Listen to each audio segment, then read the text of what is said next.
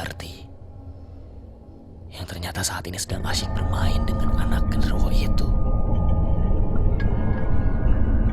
Mbak Sudar bilang dalam semedinya tadi, dia sudah meminta genderuwo itu untuk melepaskan Juwarti. Tapi makhluk itu menolak karena anak genderuwo itu sangat menyukai Juwarti. Dan makhluk itu ingin menjadikan Juwarti sebagai anaknya. Penjelasan Mbak Sudar tadi membuat semua orang terkejut. Karena peristiwa ini baru pertama kali terjadi di sini. Memang sebelumnya sempat beberapa kali terjadi kasus serupa.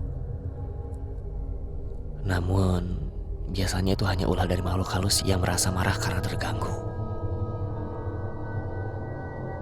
Akhirnya, Mbah Sudar menganjurkan agar semua warga kembali pulang. Karena bila diteruskan, hanya akan membuang-buang waktu dan tenaga saja. Tapi dia berjanji akan terus berusaha dengan berbagai cara agar Juwarti bisa kembali pulang dengan selamat. Singkat cerita, selama 3 hari berikutnya, Juwarti belum juga kembali. Mbah Sudar ditemani oleh kakekku sibuk mondar-mandir ke bukit itu dan berusaha dengan segala cara agar Juwarti bisa pulang. Mulai dari membawakan sajen, bersemedi dari tengah malam sampai pagi, yang bahkan kakekku saja mulai frustasi. Sempat ingin menebang pohon tempat tinggal sang genderuwo, namun dicegah oleh Mbak Sudar. Sampai hari keempat, akhirnya dengan usaha keras Mbak Sudar dan kakekku, mereka membuahkan hasil. Entah dengan negosiasi seperti apa, Mbak Sudar bilang bahwa sang genderuwo akhirnya mau melepaskan Juwarti.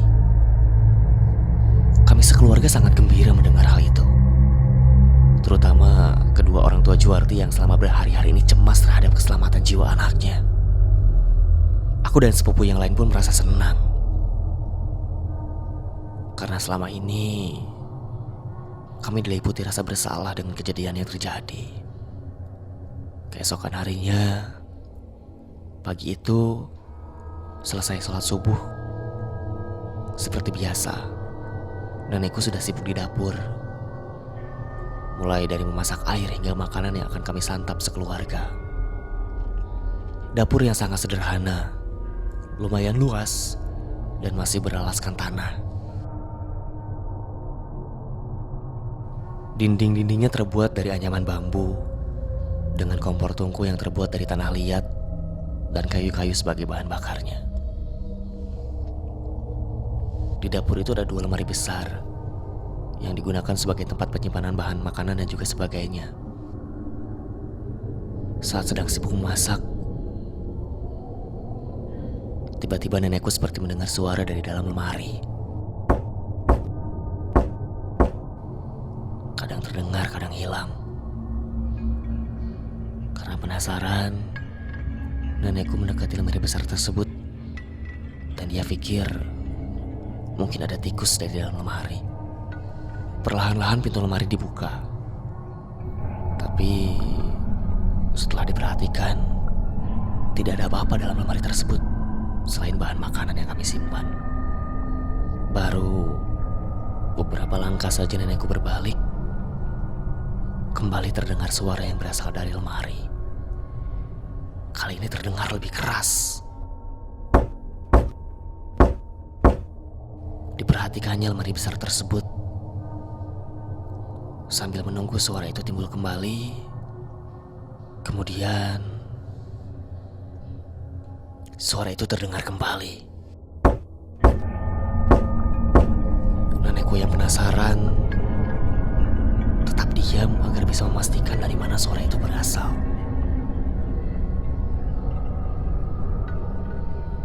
Makin lama terdengar semakin jelas. Dan setelah disimak baik-baik, rupanya suara itu berasal dari arah belakang lemari. Dan baru disadari oleh nenekku, ternyata posisi lemari yang biasanya rapat ke dinding kini agak berubah, sedikit agak maju ke depan. Kemudian perlahan-lahan nenekku melongok celah di belakang lemari. Dia pun kaget. Dia melihat sesuatu yang tidak disangka-sangka. Di belakang lemari ada Juwarti. Dirinya terjepit di celah sempit antara dinding dapur dan lemari. Juwarti tampak kesakitan sambil jarinya memukul-mukul dinding belakang lemari. Nenekku spontan berteriak memanggil seisi rumah yang memecahkan keheningan suasana pagi itu. Kami semua pun terkejut dengan apa yang kami lihat. Juwarti terjepit di belakang lemari dan dia nampak kesulitan bernafas. Kami semua tak habis pikir. Lemari besar itu terbuat dari kayu jati. Bobotnya lumayan berat. Butuh beberapa orang dewasa untuk menggerakkannya. Akhirnya Juwarti berhasil dikeluarkan dari sana. Seisi desa geger. Juwarti telah kembali dengan cara yang tidak masuk akal. Namun sejak dia kembali, Juwarti sakit-sakitan. Badannya panas berhari-hari. Bahkan mulutnya tak bisa bicara dengan normal. Tapi syukurlah, setelah beberapa hari, akhirnya Juwarti berangsur sembuh. Tubuhnya tak panas lagi, tapi memang belum bisa berbicara dengan normal. Juwarti menceritakan kejadian yang dialaminya. Kurang lebih persis seperti yang dituturkan oleh Mbah Sudar. Dia bercerita dengan menuliskannya di atas kertas. Karena dia kesulitan bicara, dan kami pun tak dapat mengerti dengan apa yang diucapkannya. Dia bercerita bahwa saat dirinya tinggal sendirian di bukit itu, datang seorang laki-laki menghampirinya. Laki-laki itu bilang kalau dia telah menemukan kambing milik Juwarti, dan kambing itu kini ada di rumahnya. Lalu dia mengajak Juwarti ke rumahnya untuk menjemput kambing itu.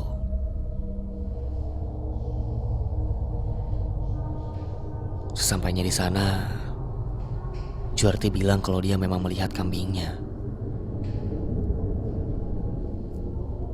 Tapi saat ingin membawa kambingnya pulang, Juwarti malah diajak bermain oleh anak laki-laki. Juwarti menurut karena dia sungkan untuk menolak. Selama di sana, dalam pandangan Juwarti, mereka semua nampak seperti layaknya keluarga manusia. Padahal saat itu, dia ada di sarang genderuwo.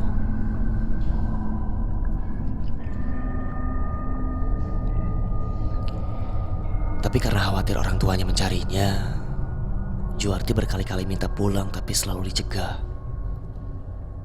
Dia diiming-imingi dengan berbagai macam makanan kesukaannya. Dan banyak sekali mainan yang bagus katanya. Akhirnya,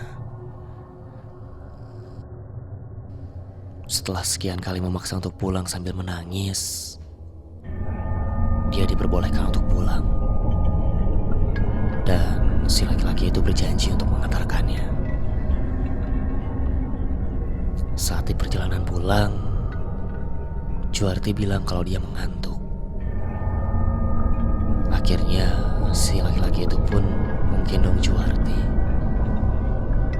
Dan saat dia bangun, dia terkejut karena posisinya sudah berada di belakang lemari dan terjepit di sana.